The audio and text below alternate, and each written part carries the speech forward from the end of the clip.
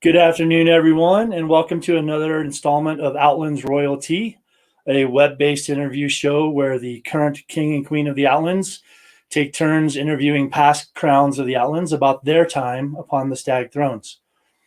My name is Bela, and I will be your host today. And joining me, I'm very privileged and honored to have Duke Kerold Hoegaarden. Your Grace, welcome to the show. Hey, thanks for having me on. It's been a long time.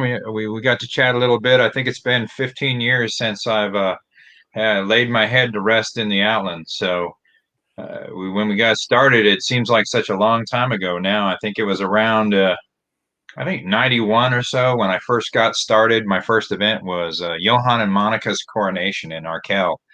And it's funny how things have kind of gone and still we stay close to each other somehow through social media. So we really appreciate everyone having the opportunity to invite us as guests and kind of share knowledge and great stories. Well, this is one when I got it set up, I was really looking forward to having you on. And I think back very fondly of all the times that you and I would run around at the nighttime at events and cause shenanigans and get squires to do stupid things for our enjoyment and pleasure. So, um, Yeah, I can't tell that story because I saw you did that story already on another interview. So I'm like, oh man, cross that one off the list. Yeah, but it's nice to be able to catch up with you and have you on the show and introduce you to a whole generation of Outlanders that might not necessarily know who you are. So thank you for taking the time out of your day for coming on. So your first reign, you reigned twice in the Outlands, correct? Yes, sir. Just And two. And the first was the winter of 2003 and 2004. Okay. And now that one, you guys basically went immediately from being Baron and Baroness of Caerta. Yeah. You announced you wanted to step down. You won crown, and then you went right from being Baron to being king. What were you thinking? You know, well, it was one of those things. I think that we Kiara and I were big fans of service and helping out. You know, a lot of friends, honestly, a lot of friends had been crowned, and we'd served on a lot of retinues, helping out and behind the scenes and everything, and thought it would always be fun to do that. And sometimes the timing may not be absolutely perfect, but we did roll in straight from being Baron and Baroness. Like I had set out and watched a few crowns for a while, as Baron, and then we kind of decided, well, let's give this a shot. So we did that and ended out on it was I think Irel's crown that he had hosted in around Caer Galen. So that was kind of a fun transition, so to speak. You know, we were already traveling as B&B all over the Outlands up and down. You know, we were, I think, if you've ever sat as a baron and baroness, the relationship that you have with a lot of the other people in the kingdom, north and south, you're always staying at different people's houses, and you're like a family. So we had already kind of built that relationship all the way from the top to the bottom. You know, we spent a lot of times down in El Paso. It was um, Leah and Conrad down there. So from top to bottom, we had already been traveling, and we're so into what was happening. It really wasn't a step up per se as far as time commitment. It was just a lot broader, and we had been able to accomplish a lot, at least of our goals as B&B, and it was time to let someone else, you know, do some things with the barony that they wanted to do. Caerta's a great place, you know, and had a lot of great leaders, you know, a lot of good people to follow that kind of gave us ideas of how to do things. Oh, for sure. Caerta's a wonderful place. And you guys really made that transition from Baron and Baroness to Crown very seamless. And it was a lot of fun to watch. It just as a friend and sitting from the outside going, wow, they're getting no break. So I felt bad for you guys for how much, you know, you went from 2.5 years as Baron and Baroness right into the rigors of everywhere, every weekend as Crown. And like you guys never stopped. You just kept going that entire reign, and it was amazing. Like the energy that you carried throughout that reign, it's like you just didn't drop off ever. It didn't seem like. So that was I think really cool. it's what we like to do. You know, we uh we just like to travel, and as you know, we had so many friends from other kingdoms, and we, you know, you had those relationships. We were going to, you know, Artemisia regularly. We were going up to North Shield, over to Callantyr, you know, and Adenvelt. We had built those friendships, you know, along the way, just for with a lot of new people. And so it was an opportunity to kind of expand on that. You know, Gulf Wars was a new thing for me, and that opened up a whole new crew of people that I hadn't really met, with the exception of maybe at, you know, at an Estrella, a few would come, but you know, it was a whole different thing. And I think it was kind of a lifestyle, so to speak, of all right, it's the weekend. Where do we get to go? Not where do we have to go? And that, you know, and that's kind of a different thing. You always look forward to seeing friends. That made that whole process pretty easy. And if you go in your heart and all you want to do is make sure the people are taken care of and recognized, you know, that's really our job, is to make sure that we recognize people for their efforts and what they do, and making our society and our kingdom a great place to live. Absolutely. And you touched on a couple of things there that I think are really key is your perception of we get to go do this weekend instead of, oh no, I have to go do this thing. And that very much showed through in everything that you guys did as Crown. Like, it was very obvious that you were having fun at events and that you were enjoying yourselves while you were there. And that's infectious, you know, that spreads throughout the entire kingdom when your royals are just genuinely having fun being at events. And I So think spending time with people, you know, you we would go to an event and hang out and talk and do businessy things, and then we would always go to an after revel, you know, in the evening, where you would get to hang out with, you know, the newest people, and they're, you know, they're just the same as anybody else. And a lot of people, yeah, they're a little fearful sometimes of approaching the crown or anything, but you get in an after revel, it's a little easier. And then once you start having that dialogue, like, ah, they're just a real person, that guy's just a science teacher, he's not a big deal.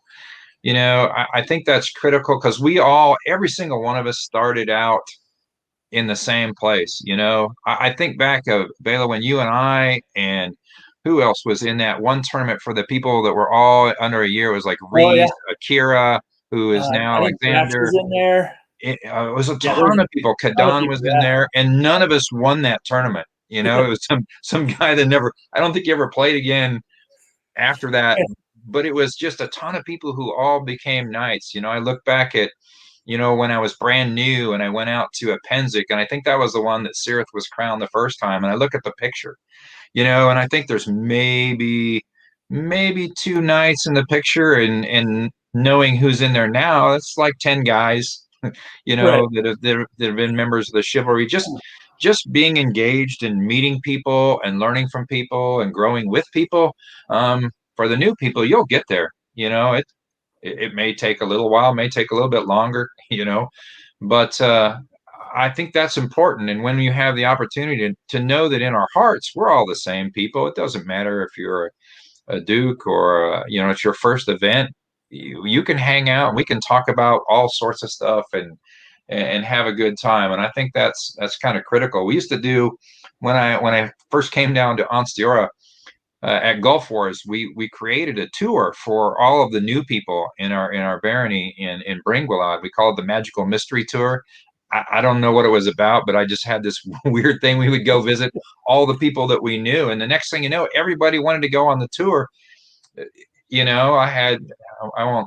Well, maybe I will.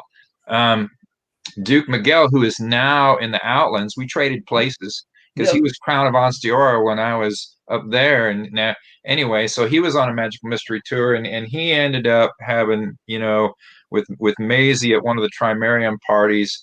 Somehow they got it confused. It was squirt the lemon in the eye, then do the shot and everything. And he got a kick out of that for some reason. The next thing you know, we couldn't get him off Vitar's stripper pole that he had set up out in front of the camp there. So we've lost a few people on some of those trips, you know, and you learn that everyone is just kind of, you can be who you are, and it doesn't really matter. You get to hang out, we get to have fun together. It doesn't bother. I mean, I don't know of very many people that are uppity and say, "Oh, you're not one of these guys, so you can't hang out in this circle." You know, that really doesn't. It never existed for me. but Right. I've always been able to talk my way into just about anything. Yeah, or talk people into anything. But That that may be true. That and may have been. that's part of the fun, Sometimes right? if That's you part of have the a fun. co-conspirator, you can get a lot of things done. Teamwork making the dream work, right there. Yeah, That's I what think I that can is. think of several of torchlight tournaments as well, where people just did random crazy things because the crowd, someone in the crowd just shouted that out, and somehow it happened. And it became a great idea at the time. That's awesome. So after your first reign, you reigned again in the summer of 2005. So you got to have a reign in the winter and be Australia King, and you got to reign in the summer. And I think back then it was Glory and Penzic and Outlandish and stuff like that. So Right. There was a um, North. There was. I think there was a North Shield.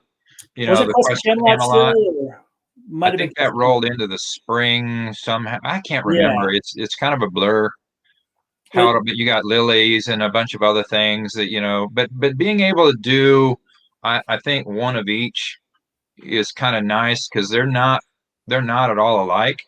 With wintertime, it's mostly sit down events and a lot of feasts and a lot of courts. Because it's their one big court a year for locations. Camping events is a little bit more fighting, a lot more melee, yeah, a little bit more of the late night shenanigans, whereas it's after revels for a lot of the winter rain. So it's a little bit different, but it's good. I think there's more travel in the summertime because more people have their showcase events during those times. Do you have a preference? Did you prefer one over the other? I think each one has. I mean, the winter one, you have Estrella. As there's nothing. Well, I want to say there's nothing that compares to that, but now I've done Gulf Wars, and it's kind of similar. Um, but I think you have so many different things. There's a lot more responsibility on the winter rain. I think as far as your primary in helping organize Estrella, that becomes a pretty big deal. Whereas, your big ones in the summertime are mostly traveling to other places. So you're not necessarily playing the host. And I think that's changed. You have Battlemore now. So you've got that becomes a big thing for both crowns. So it kind of balances out. But I think you have to love both of them. I mean, you've probably done some of each now. I can't remember whether you're on Reign 14 or whatever, but you know, you find that there are things that you like, places I like. I mean, things that I went to and visited before we even were crowned, like, oh my God, going to an uprising and hanging out with Artemisia or going to Quest for Camelot, with North Shield. Those type of events, is where you build relationships with a lot of people for the very first time. You meet people there for the very first time. And now, I mean, shoot, it's been a long time now. 15 years later, we're still chatting every now and then. Facebook has been for pretty good for keeping up on people and their families and what's happening and stuff like that. But I think as far as reigns go, you have to like them both. If you like people, you like them both. If all you like is fighting, you probably would prefer summer. If you like to eat a lot, maybe winter. I don't know. I like them both. I think, like you said, they're very different. They each have different things. But my experience has been, I'm way more tired after a winter rain than a summer rain because you're trying to fit a weekend's worth of stuff into 8 hours or Right. 12 hours in one day. True. Whereas, you have a 3-day camping event and you can have circles spread out over 3 days, or you can have the meetings you need to have as crown, spread out over that time. So you have, it doesn't feel as compact, and it doesn't wear on me as much. At least that's been my experience. They're both fun, and they're both, Right. you know, winter. It's a little harder to travel in the snow sometimes, Yeah. but Over the pass. summer you're hauling a trailer all over the place. So I mean, it's just give and takes, right? Yeah, I think, it depends on your job too. Like at the time I was crowned, I was a teacher. So I think summer rains were a little bit easier for me because I had time off. I think at that time, I used to take kids down to Central America for about 2 weeks out of each summer. But other than that, I had a lot more time then to be able to build, prep, and everything else. Where you're working a full-time job, trying to find time to answer all the phone calls and everything else. We didn't have really social media didn't exist. I don't think so much. It just didn't. So it was mostly the email was good, and that was, so we were trying to find out, who needed to be recognized and calling ahead to make sure we took care of everybody when we would go somewhere. Yeah. Yeah, there wasn't much social media then. It was more, like you said, email, phone calls. You were on the phone a lot back then, Yeah. for sure. Um, so was there a moment that you think during one of your reigns, or maybe even both your reigns, where you just had that moment where you just felt like everything kind of came together and you really felt like you were the king, right? Like Oh, magical absolutely. moment. Could you tell us about one of those? Yeah, I'll pick a couple. I think anyone who's ever been Crown of the Outlands, king or queen, at your coronation, when they go through oaths of fealty, the absolute best part is when you offer that opportunity to the populace, and it's just like a wave that just slowly comes out, and everybody's there, and everybody's got their hand on their shoulder, and it's like a spider web that just goes all the way to the back of the hall. And it's that moment, and I got goosebumps right now just even talking about it, because it's that moment where, like, oh my God, all these people are like, yeah, you have fun, and we're in with you. So it's that whole team, the green team, or whatever you want to call it. You're all in it together. I mean, and that leads to great karaoke later on in the evening too. You get a lot more people to sing when you have a bigger spider web in that process. I think the other thing, is as an Estrella king, when you are walking out to the field, with the entire army, and you just see your heroes, coming and marching alongside, and just being out there and just being part of the process. It's amazing. Sometimes you can feel it and you can't even see it because it's all kind of behind you. But some of those moments like there was a time we're on the broken field in Australia, and someone says, we have a knight that wants to come and swear fealty to you. I'm like, oh, okay, it's sure, why not? Sertan the Traveler, he has never sworn fealty to the Outlands. This is the first time, because he reigned as an Aten king, and he's always held that Atenvelt was always his home because we were Atenvelt first, and it was the one time that he decided, this is the time that I'm going to play for the green team. So all those little things that happen that make you realize that this whole thing is a pretty real dream, but it only works when everybody else is on a team, and those things that we accomplish as a group. And I think that's been true, even before being crowned. But the things that you accomplish as a team, I think, are greater than any individual accomplishment. The stories that you get to tell that involve a lot of people doing a lot of things are way better than a story that I could tell about me kicking so and so's rear end. It's not as good. For sure. And so I know there's one thing that happened during one of your reigns, and I will forever be jealous of you because you got to be the king when that happened. And that was at Glory, when we did the battle where we defended the war drums. Oh, that was one of my favorites. That was so amazing. And like, I get goosebumps thinking about that battle just in general because it was just so much fun. But I look back at it and I'm like, man, that must have been really amazing to get to be the king with those drums playing for you while we were fighting like that. Yeah, I got goosebumps now too. And what's funny is Master Sylvanas had talked about something like this.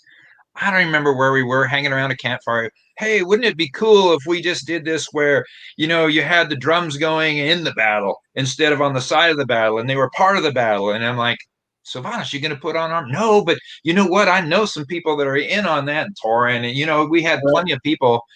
And it was like, all right, let's make this challenging for us. Let's give the other side unlimited resurrections, and we will we'll just defend as long as we can. Oh my God, we had to fall back because we pushed them back to their res point so many times, and it wasn't very many of us. It was you, I, Torin. Torin was on the drums. Loke, I think Otakte might have been in on I that think one, Vlad was with us. and Ben, I think, was his brother, Torin's brother. Yep. And that might have been it. And everybody else was just, they kept coming, and we were like, they'd get up on top of that ridge, and oh my God, it was rough. And when you fell off that thing backwards, it was like it took them a lot longer to get back to res point. But that one was pretty cool. You know, some of the things, those battles that we've had that were thematic, you know, not necessarily the D&D-esque ones where you had to, the boats had to roll a 4 or 5 or 6 to get to land, and Right. you know, but the things that felt real. For sure. So is there a particular tradition in the Outlands that you think is your favorite, or that you think really sets the Outlands apart from other kingdoms? You know, I don't know. I haven't, you know, everybody's got a little bit, and having traveled, you see some of those that are cool. You know, I know Artemisia, when they make a pier, they do the quick washing of everything, and they, you know, and in North Shield after the feast, all the knights took off their shirts and did dishes. So we learned a lot from different places. Callantyr with their singing, you know, we have a lot of good traditions. I'm not going to go with Outlands Run Right, even though that I think everybody knows that one. But maybe some of the little things that people don't know. One of the things that I really think is cool is the box. The box that has the soil from every crown tournament. So as crown, you take the box, you sprinkle some of the ground on the crown list field before you do that, and add to that. So there's this mix, there's this mystique. It just feels so cool. And when they're reading through the list, the litany of crowns, kings, and queens, and you're doing all this stuff, and I'm like, man, I don't know. Maybe when I'm dead, I'll put a couple like of my pinky ash in there and throw that in there too. That'd be kind of cool. It's just one of those things that I don't know if people even see that or catch that.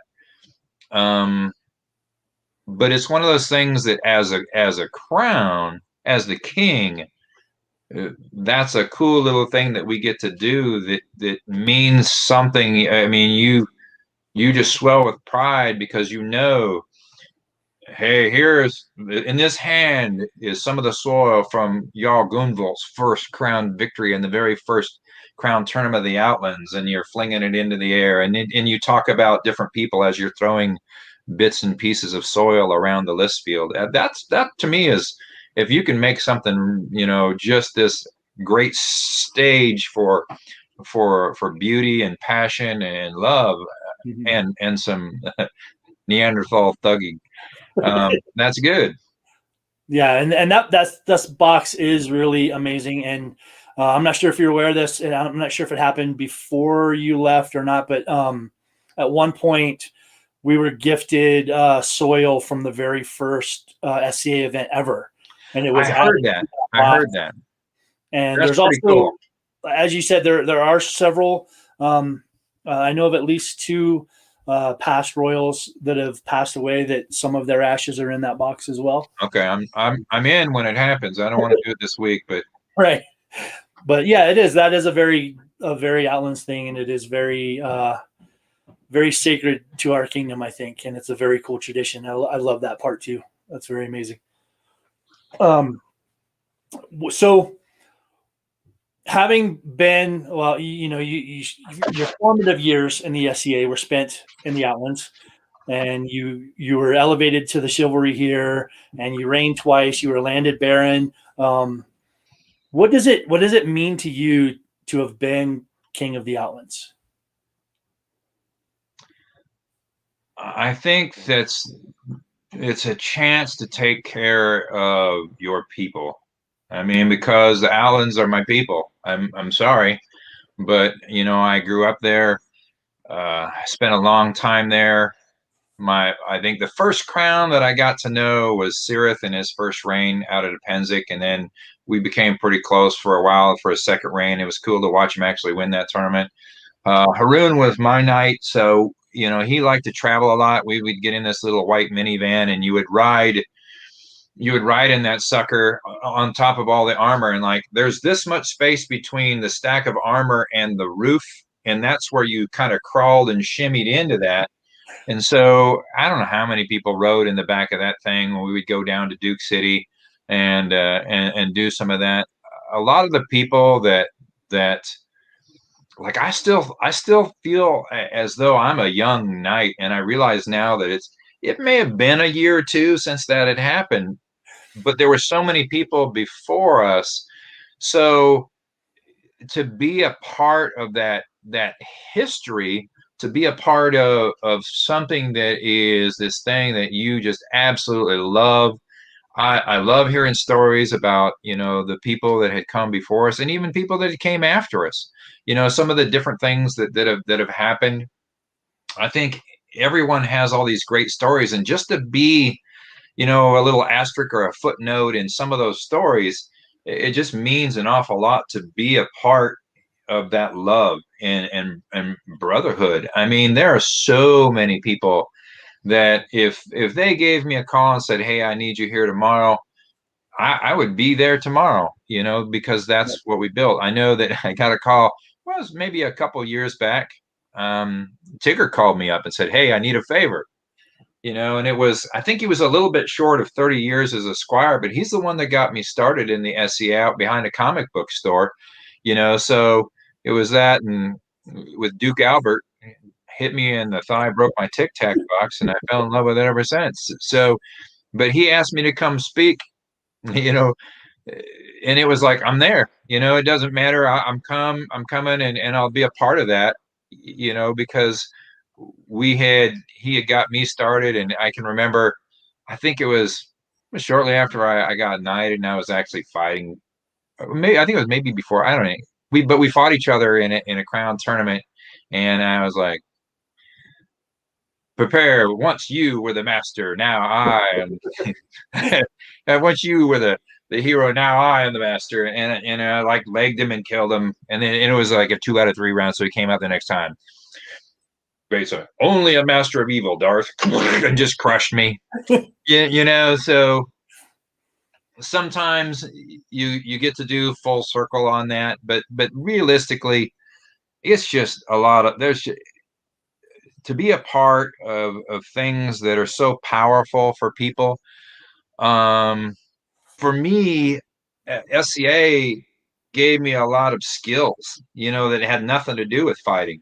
You talk about leadership, being able to speak publicly. I mean, being a leader of a kingdom and understanding all the little things that you have to do to serve, not to shine, but just to serve and be prepared to take care of your people.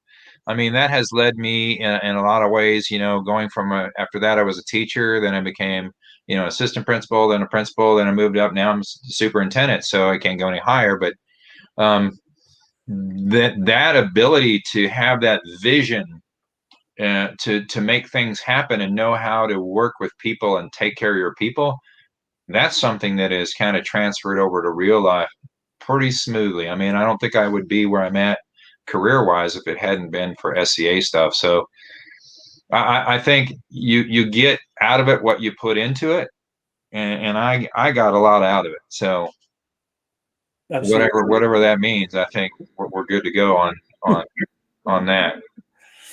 So we had a question that came in. Duchess Slane would like to know, did you ever need your real life wrestling training in the SCA? A little bit, and it's going to be funny because it's not maybe in the way you think. I grew up in Iowa, so technically I guess that's Palantir. And then I went to college at Colorado State where I wrestled at CSU until they dropped the program.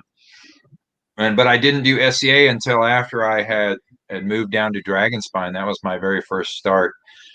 Wrestling footwork, is a whole lot more useful in fencing. Um, I found that I used it all the time with change of elevation, and penetration, that transferred more in that process. What's funny is I think the very first tournament I won, I was looking at the other week. I kept a journal. I got it nearby. Um, but I wrote in my journal for when my very first year in the SCA, or my first 2 years, and I thought I was really active. And it was like 4 months between one event and the next event. I'm like, yeah, I guess I didn't do a whole heck of a lot.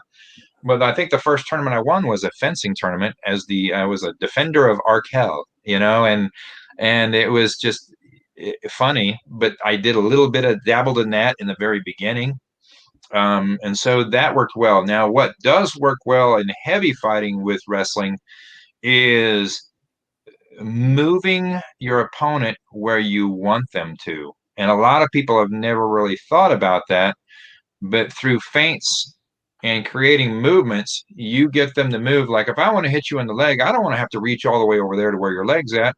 I'm going to get you to step where you step your leg closer. And that's a lot of the wrestling footwork that comes with that. I think having good balance has been handy. Every now and then when we get to grapple on a bridge, oh heck yeah, I've hip tossed a few people that come running after that lone spearman on the corner thinking, hey, it's free for all, only to go whoa, splash. So yeah, it does come in handy. I thought maybe one of these days I would try, but I'm too old now. Some of that heavy metal where you got to throw somebody to the ground.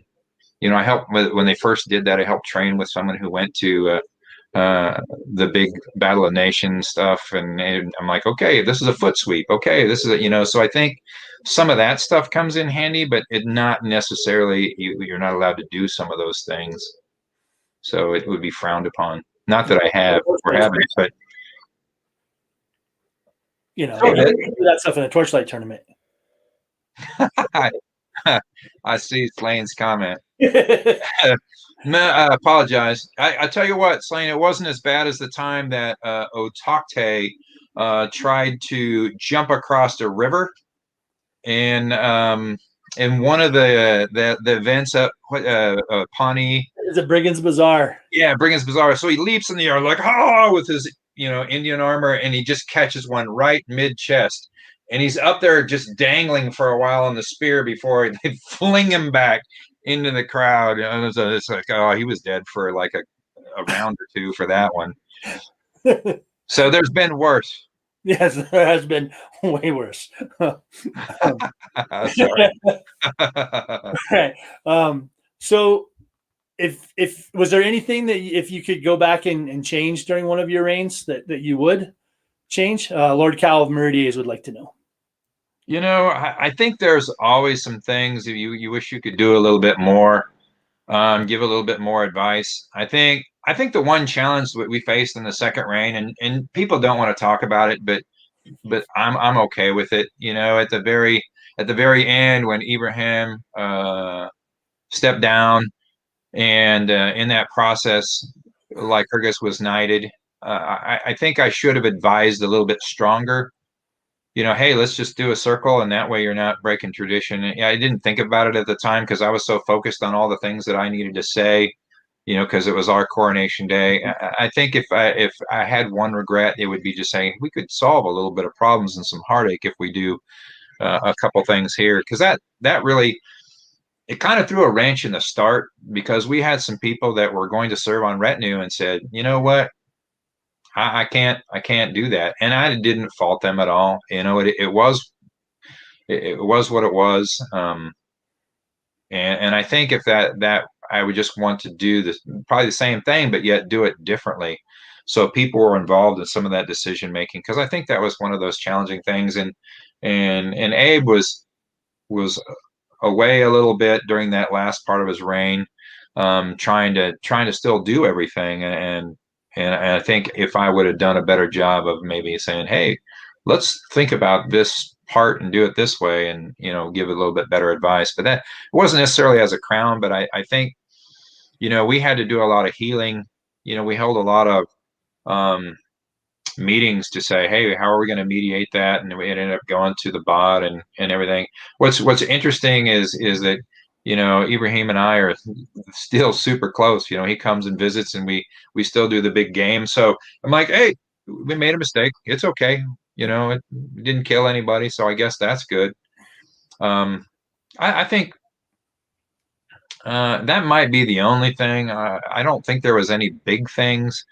I think there was one battle at an Estrella that was one of my ideas at the treaty session, and I said 50-foot bridges, and they became 10-foot bridges, and that battle totally sucked. It was the one where they had the big bell in the middle, and it was over because once they seal it off, there was no more. But if it was 50-foot wide, there would have been a continuous res, more fun. I was like, I should have said no, just widen those bales. Yeah. But nothing big. Well, I think everybody, if you do this job, there's going to be something that, you look back on and go, I probably could have done that a little different or a little better or whatever. But I think that's just natural. Yeah. I probably shouldn't have let the blind guy drive when at an Estrella. Corwin, I don't know. Have you met Corwin? The guy, he's a phenomenal bard. He was Bytor's squire. Yes, I know Corwin. So we didn't want to drive the cart because we'd been drinking and we wanted to be responsible. So Corwin said he hadn't really been drinking at all. So we let him drive the cart, and we just kind of told him where to go. He probably did better than us, and so he didn't hit any. We had to do some emergency evacuation drills, when he was maybe going to hit something, but he never did. But we didn't do that again at golf when we had to move some stuff late at night, and it was Bytor's truck or something, and we're like, okay. He asked, hey, can I drive again? Sure, why not? We're just going from the wall down back and taking some stuff to the camp, and darned if he didn't run somebody over. It was the wooden sign guy that says, yeah, but it was like, the guy's arm was like, so, it wasn't we fixed it. It ended up being okay. But that might be another one that I should judgment minded. I think that was the year that Bytor built a bar cart in the back of his truck so that it was like a trailer that he pulled, and it was a good time. That sounds very Bytor. That's awesome. Was there a piece of advice that was given to you after one of your reigns that has kind of maybe stuck with you that you pass on to other folks, or do you have a piece of advice that you give to people when they've won crown? I think my advice giving days have kind of slacked a little bit here lately. I think I wrote a couple papers to give to crowns, of all the things that they needed to prepare for and be aware of. If you're a first-time crown, I think that's good. I think the best advice that I got was trust in the machine. You don't have to do everything. You just get good people to do and make things happen. They're not going to do it exactly the way you would do it, but they're going to end up with either as good of a result or better. And if you trust in that machine and the ability to get things done and for people to do all the things, it's going to shine. And that's kind of how that first Estrella went. I think that was EOB that gave me that advice. She may have said that to you as well. I don't know, but I just think that letting people do their thing and showcasing people at their strengths has always kind of been, that's the best advice. Don't try and do everything yourself. Let some other people have some cool ideas, like Sylvanus's idea about having the bat. Oh yeah, that sounds cool. Let's try it. Someone else has got a dream. Let's make it happen. So I think that's kind of the best thing. I think the other one would be honor the people who have come before you and those that will follow along in your footsteps.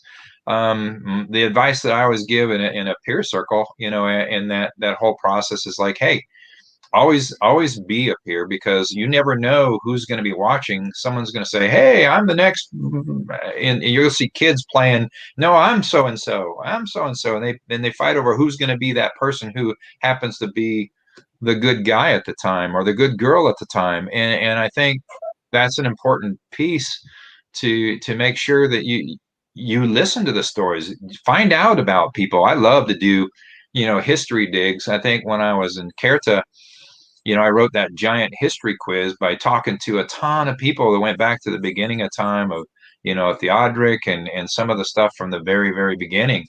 So take the time to find out about the people before you. I'm like, one of the things I think I'm proud of is is something that I'm just a piece of. Like when we talk about lineage, some folks, they're the first knight that's ever been. They weren't a squire, and that's pretty cool that you can do that all your own. It's usually a bunch of people helped along the way, but like for me, there's Duke Albert who was king in the middle and then came to be king of when we were Atenvelt, and then he had a squire who grew up to be Duke Olaf, he won crowns, in the Outlands in the early days, and he had a squire who grew up to be Sir Haroon, and I was his squire, um, and I did okay, and then one of my squires, Duke Conan, and then he had a squire, Titus, who grew up to be a knight and is one of your active knights now, and I don't know, you know how he's doing with his squires, but it won't be too long if people stay active, and there have been more people, more branches. At some point in time, I'm going to build a really cool tree for all that stuff, but that's going to take a lot of time.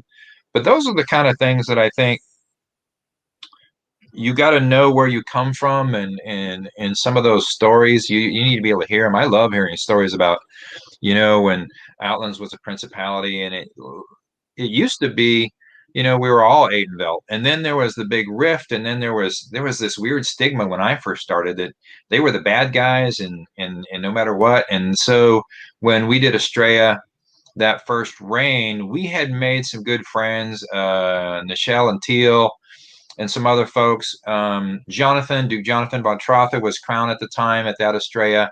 So there was a whole shift, at least that I hadn't seen, as far as we were on the same side. We took care of each other. We helped each other out.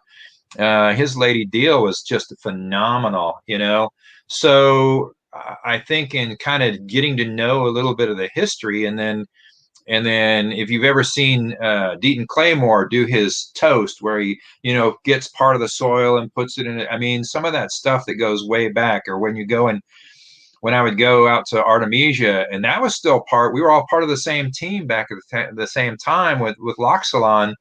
We were part of the same principality at one point in time. And just that in Kingdom, just some of those people that had been around for a long time and the relationships that were built. I loved hearing those stories.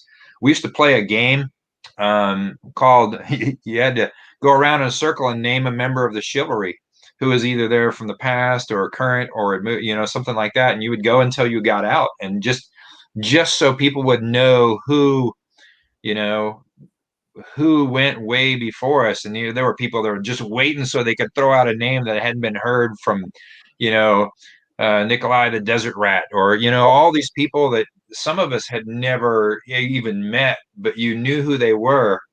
And so that was a good way to kind of honor the people that had come before us. We did it that way. It was hard with pelicans and stuff like that, because you don't know people that had done service in the past unless they were still active. Yeah, that is a fun game. I remember playing those games with you. While you were crowned, was there an award that you loved giving out? Is there a favorite award that you had to give out? Absolutely, AOA.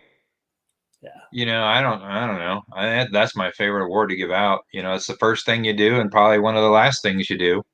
I just think recognizing people at that very first step is the most powerful thing. We've kind of gotten a few awards maybe over the years here and there, and I can remember maybe more details about my AOA, where I was and who gave it to me and what was the situation. I think Arton 5 gave me my AOA in the Keratin practice barn that smelled so wonderful. And it was the same time that I think they offered Malguin, admittance into the chivalry circle. So, uh, I mean, I can remember details of the AOA, but I couldn't. There's a lot of things that I don't know if I could tell you all the stuff. I mean, I remember my knighting okay, and maybe a few things else, but the AOA is the most important piece. I love giving the Walker of the Way, because that's just that whole, okay, you only get one. So Mm-hmm. you gotta think about that. So for us, for me, the first reign was Haroon because he had been my knight, and we, like I say, we rode in the back of the van for forever and did a bunch of stuff, and he always had good stories, and we kind of laughed a lot together, and he taught me a lot about how to be a knight. Didn't teach me a lot about fighting unless I was watching. It taught me maybe how to block. If I wasn't doing it right, I would know. And then the second walk of the way was Reese from Windkeep. Just a humble, amazing, loving guy that is just you just want to hug. He's just such a wonderful person. I, that's the downside. See, you're blessed that you got to give a few more of those out. When you only get one a reign, you got to work awful hard to give that award. So Yeah, that's a hard one to give too, because you think about it and you think about it and you think about it and you're like, oh, this is the perfect person. Then you look at the list. I'm like, oh, someone beat me to it. yeah. Now I got to think of another perfect person. And there's so many people that are worthy too, and Yeah, you don't want to hurt anyone's feelings, but you can only pick one, right. and so there's a lot of people. I can remember there was a couple we wanted to do, and they got theirs a little bit after us, and that was fine. But it was like, man, I wanted to do two, and you can't do two. So Right. I know, like, I think Elisheva was one that oh my gosh, you talk about another wonderful lady that always did everything for everybody. And it might have been that did you guys do that one? Claudia and I. That's what I thought, because that was one that, it was a tough call. There's so many absolutely wonderful people, and you could get I could have been fine giving it away to 30 different people, and they would have said, oh, that's a good choice. When you only get one, and a lot of kingdoms have that similar style with a different name, that once a reign, super cool, whatever. Like the Lion of Adenvelt or the Lion of. Yeah, and the same thing in on Sierra, they've got that too. So, and I think you remember your AOA, and what's funny is, like, every event I would write cards, because I would want to know, even if I hadn't met that person, I wanted to know exactly what they were being recognized for, and I would make sure that people knew why they would get that. So I still have in one of my SCA box, I still have my index cards with all the notes of every award we gave. Just still everything that I wrote down that I would say about them and everything. So I think that's still. The AOA though is the one where you're like, oh God, I got to know more about this person, Right. and some of them were obvious because you knew them. You're like, how in the world did they go this long without having one of those things? Yeah, and that's one of the cool things that I think in the Outlands, our crowns do a really great job of, like you said, taking that time. And if you're in a remote place and you don't know that person you're giving the AOA to, our crowns do that homework, and they have some Yeah, really nice, personal things to say about those people when they're given their AOA. And I think that's part of what makes it very special, for sure. and I think every now and then we're so good at it, we get to give an AOA twice to the same person.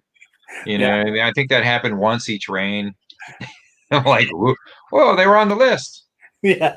Yeah. That happens occasionally. Yep. That's not that I've ever done that before or anything. Maybe 5 or 6 times. But yeah.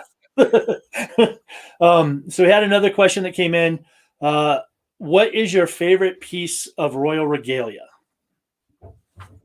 Boy, I don't know if I had a favorite piece of Royal Regalia. I know that Kiara, I'll speak for her. I know that the Queen's belt, that leather tool belt, is so beautiful, and that's one of those things, because unless you have some kind of token that really stands out, that those matching belts are pretty darn cool. Um, honestly, I can't say I have a favorite piece of regalia. As much as I love just the people, Hmm. and the positions and all the roles, and the Queen's champion and all that, and the ceremony that kind of went with those roles. If I could call that as um, regalia, some of the people, you know, they've been around enough that they might qualify as regalia. But I think for me, that was kind of cool. Of course, you have to like lightning. Um, the story behind that, the Kirby sword and then the axe, the those are pretty cool. But I think for Kiara it was definitely the belt, because it was stunning on anything green, white, or whatever. I mean, they just look phenomenal. And Yeah. I think we've had a few unbelted crowns, and the King's version of that is really nice too. It makes you stand out, and we've had a few of those. And I think that was a perfect thing for. I think there was one thing that I wanted to wear, and it was in the box. I'm like, oh my God, how does this work? It was like a tunic. I don't know. It wasn't a tunic. It was I wore it at the Crown tournament that Gio won. And it was just the Outland stag, the heraldry on it, with a symbol, and I could actually fit into it. I was still skinny. I'm skinny again, but I think you had to be a certain size to be able to do that. And what was fun, it's like everyone said, "Well, what's up with all the Outlands Dukes? That they all got long blonde hair and they're all skinny as all get out, and it's just not the same as everything." But yeah, we had a lot of thin guys. I don't know whether it's that arid climate where we just sweated, or I don't know. Always from running right, probably. The Outlands track team. Yeah, Yeah, we those belts are amazing, and we actually now have another set of them. So we have the original green ones that are still in use, but there's also now a new white King's belt, just like that one, or not just like that, but of that vein. And right. then when Slane was queen last time, she had a white one made for the queen as well. Nice. Hey, So I think that's cool. We'd I break do, down those barriers, make that happen. for sure. So Duchess Diablo would like to know, what was your favorite moment reigning with Kiara? Um, Probably when she, I don't know, Duchess Nichelle had this crazy. We had to have a crazy laugh at Estrella. I think that was when they were reigning though, so that may not count. My favorite moment reigning with Kiara was the very first reign. I mean, the very first thing was, normally you have your crown. You got the crown on. They give you the queen's round, and they kneel before you, and you place on the head. And I was like, I asked her. I said, I need you to stand. I need you to stand up, stand tall, because if we're going to reign, we're going to rise as equals. I will not tower over you, and I will not overshadow you, because you are indeed my equal. So we did while she was standing, and I think that was one of the cool things that I did, as far as you know there are so many times that you're proud of what they do and what they're able to do, and just going from the time frame of going from this to that to this to that, and just taking care of people. You're like, oh man, I didn't see that. Or we just making sure that everybody was taken care of. She loved her little ducks. She called them the retinue were always her little ducks, and they were always there helping with everything. But man, she wanted to make sure that everyone was taken care of no matter what. And that was that. And I still love to hear her sing.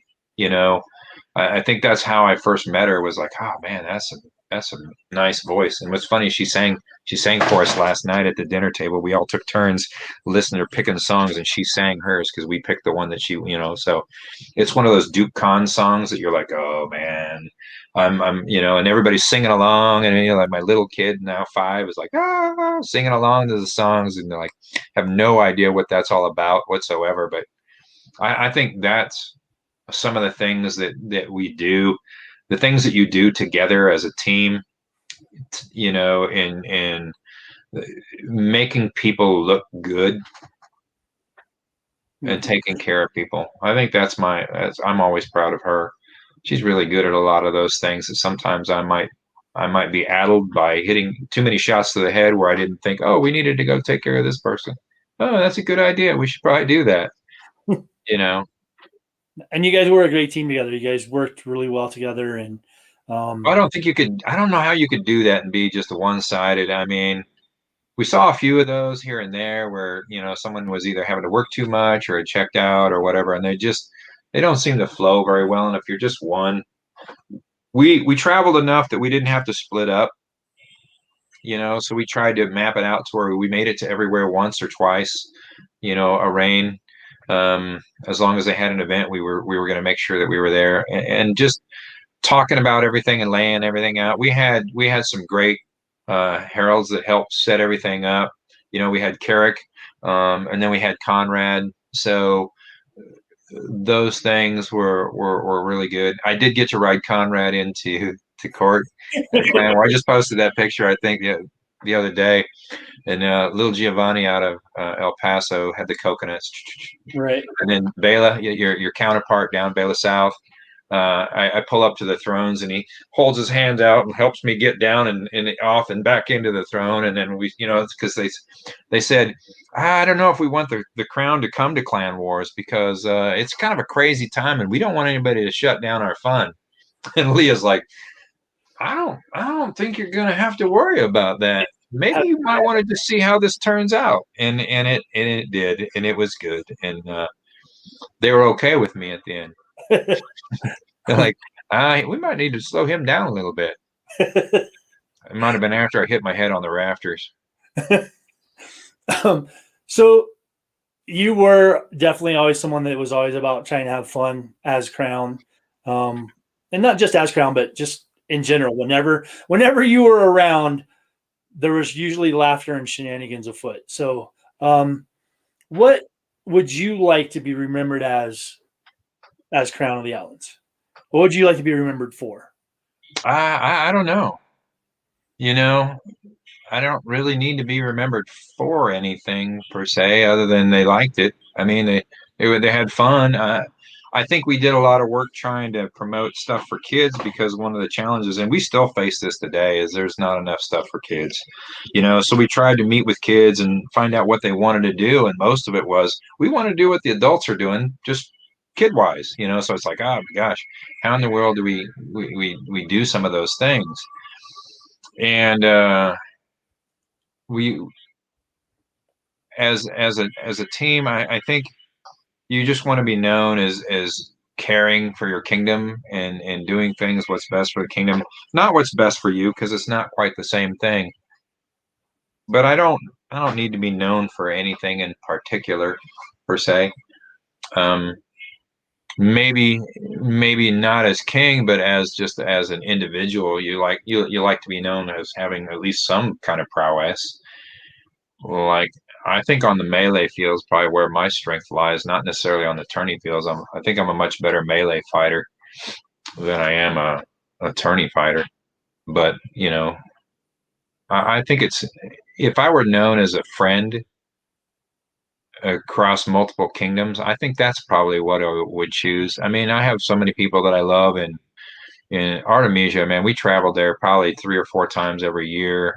In North Shield, with Tarek and that crew up there when they first got started. I mean, when we first started going up there, they were a principality, and so we got to play. We learned a lot about their culture and all the great people of Callantyr. I mean, I think those were the places that we got to travel a lot to. And then now that I've been in Onstiora now for quite some time, I have a lot of really very close friends that I love dearly here that are just phenomenal.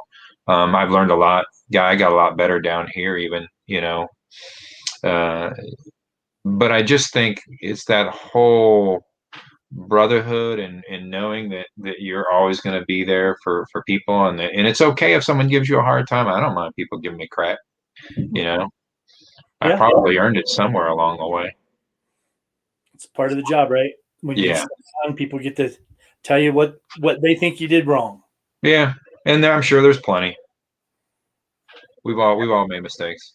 Yep. So I know you haven't been in the Outlands for a while, but is there someone that you would love to see have the opportunity to serve the Outlands as Crown? Mm, you're right. It's been a while. I'm, some of the people that I think I'd like to see serve. I don't know if they're ever gonna like Kelsis. I'd like to see him be able to do that, but I don't know if he's, he does fight. When I go to Denver, I see him. I saw him last spring. I do some work there every now and then. He's such a good guy. I'd like to see that. There's a lot of good people.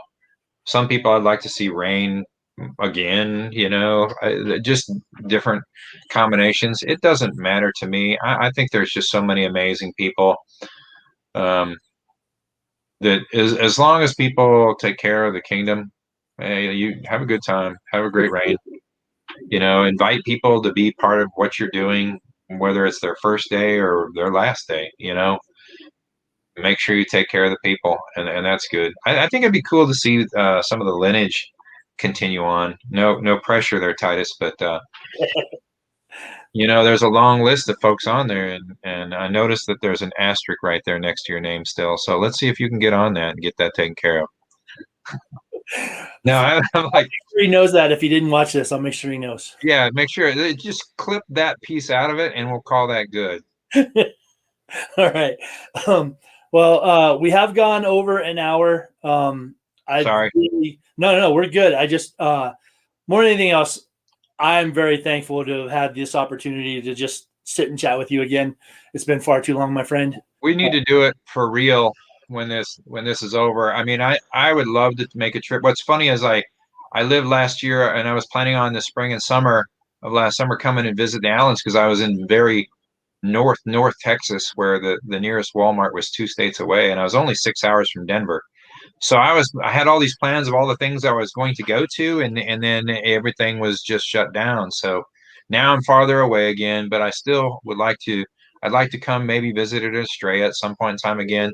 The last time I went to Australia, I was at a conference, and I took my teachers, to the Outlands known world party, and they were borrowing my tunics, and they thought it was the greatest thing ever that we were in the middle of Phoenix, and these people out in the middle of a desert, and they're coming and hanging out with you, and they're like, well, yeah, I might know a couple people, but I think, I'd love to be able to get back out to Artemisia, North Shield, some of those places. If I can ever get, if I maybe when I stop working so much, I'll find some time to do some of that and haul my kids around, so that they can kind of, well, no, other people, everybody would tell my kids about what I did, so maybe that's not a good idea. But yeah, I think just, you and I spent so much time in the early days all hanging out, with the Huns. Back in the day when it was the Huns and the Bengals, for a little while there, we're kind of going back and forth, and then it was just different. But just just good people. I mean, everybody does different things, and life takes us in different locations, but I miss a lot of people there. I love the people down here in Onsteora. They're really helpful. They've been very good to me. There's some phenomenal people everywhere you go. Onsteora is no different. You've hung out with a few of the people. Sven.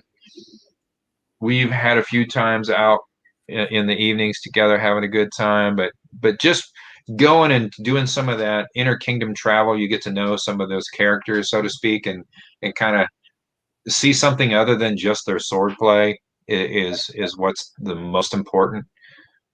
I think that's kind of that thing that I miss, is just that brotherhood, not just the guys, but there's a lot of wonderful ladies out there too that I really enjoyed, just hanging out with them and hearing their stories as well too. Yeah, that fellowship is, to me, has always been the thing that sets the SCA apart from every other hobby or group out there. Right. You don't get that fellowship in a softball league that you get here. So we've had several requests for heraldic performance art. Would you I don't, like? I don't even know what that is. I don't know. I thought maybe you would know, but I'm unaware. I'm trying to read it. Can you describe the Outlands heraldry using only a performance art? I think it's your friends trying to get you in trouble and trying to get you to do weird things. Hang on a second. I'm trying to figure out how. Wait. It's the leaping stag. I don't know. I got nothing on that.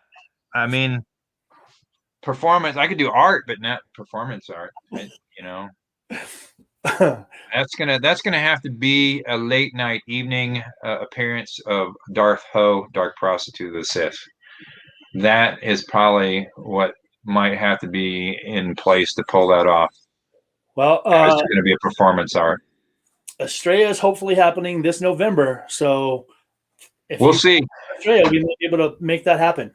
We'll see if I can find a way to make things happen. I'd love to be able to come and visit a bunch of places. I got a lot of places on my list. I know that when I did Murder of Dukes, I wanted to go down and see some of the folks down in Aytonville. Everybody's like, "Come here, stay here." Everybody, that's SCA. Everybody's like, "Well, you can stay here. We'll take good care of you."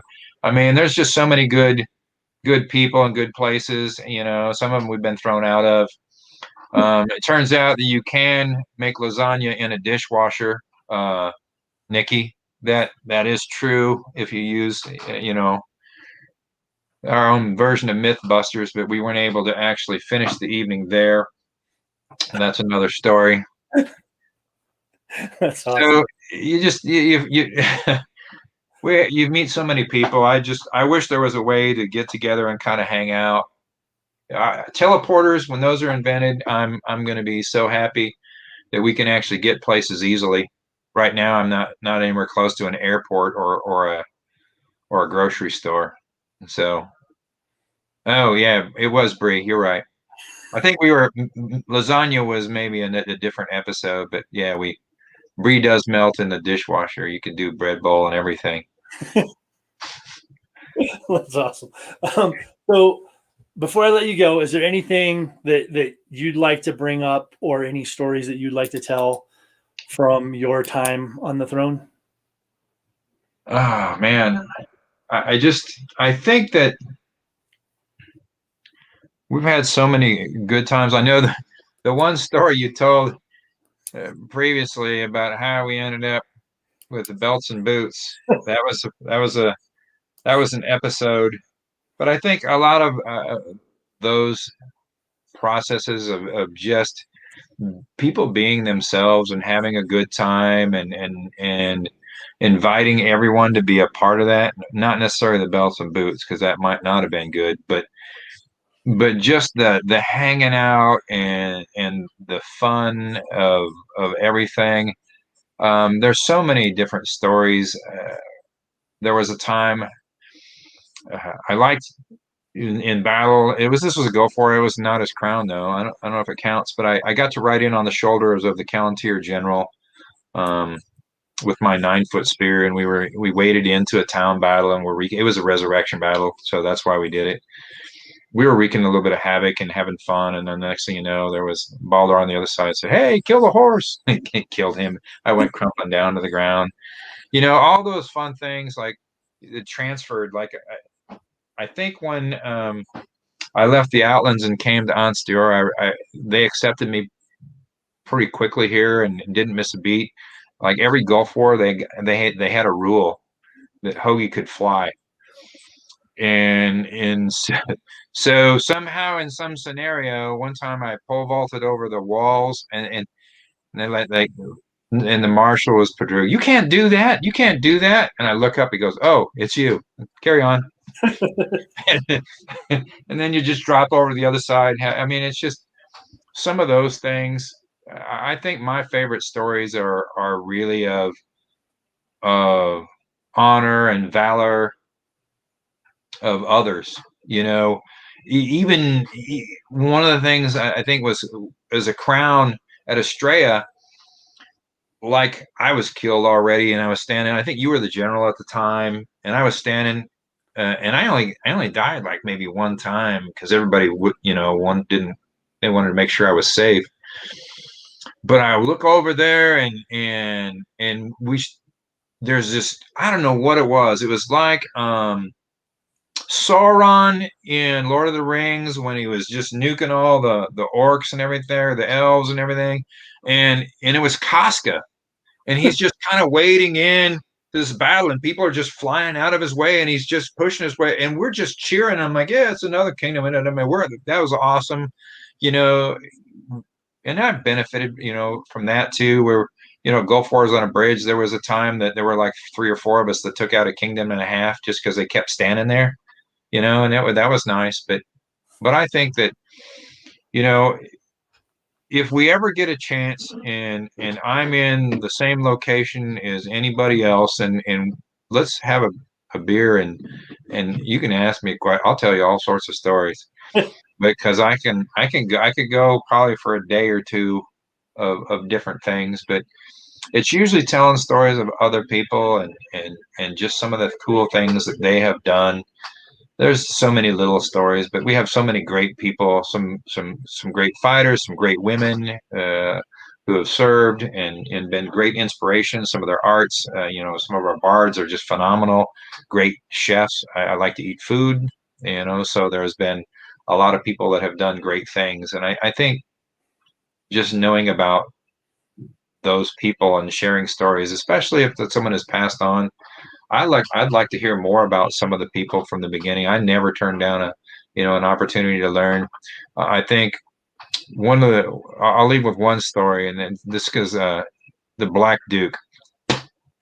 Um, when I was first getting started, my first event was his coronation with Monica, and I think I was with Tigger, and we were messing around, throwing each other into a snowdrift or something, and the queen stood up and told us to knock it off. It was like your mom, just in the teacher voice, and we immediately just kind of like shrunk back into the shadows and stuff like that. But Johan has kind of always kind of been in there and doing things. He's been kind of in a lot of stories. One of my stories I'd like to tell was when the very first Stag's Blood, Captain of the Stag's Blood, the very first time that happened, they had decided that they were going to have 2 tournaments, one in the north and one in the south, and then the winners of those 2 tournaments would fight to see who would be the captain. And so the part in the north was a meanest mother, and it was set up for only squires, or you couldn't be a knight. So at the time, I was doing pretty well. So I did a meanest mother and just mowed everybody down in like about 30 minutes and said, all right, is it time for lunch? In that cocky moment, like, and then when we went down was on Craigon's land was only knights. It was chivalry only. And by that time I had been knighted. So it was the night before the tournament, and Johan says, what you could do now that you're a knight and everything, you already won that tournament. You can just kind of hang out and see what happens, and then you'll be fresh for the tournament and be ready to go. And I was like, nah, I think I'm going to enter that tournament, and just because I like to fight and everything, and I ended up winning that one too. So I kicked my own ass to be the Stag's Blood champion. Later on, we're drinking. I was like, all right, Ogie, you can now tell me, just shut the fuck up. I was like, never gonna happen, Johnny. You are here, I am here. Never gonna happen. But it was that moment where you're like, oh yeah, I guess we're all real people, and and I think he's always been a good guy in the background, always has people's back and making sure people are taken care of in a lot of ways. And there's so many things that people do behind the scenes to make sure people look good and everything. There's a lot of people who work really hard to make crowns look as good as they do and be and run as smoothly and everything.